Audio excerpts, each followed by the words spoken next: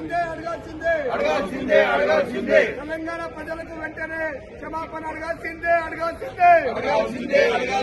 తెలంగాణ ప్రజలకు వెంటనే క్షమాపణ అడగాల్సిందే కిషన్ రెడ్డి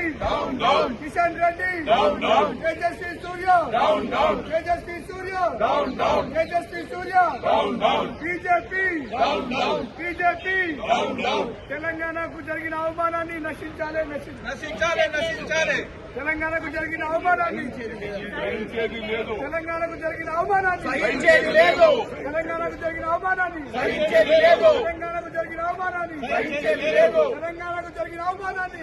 తెలంగాణకు జరిగిన అవమానాన్ని తెలంగాణకు జరిగిన అవమానాన్ని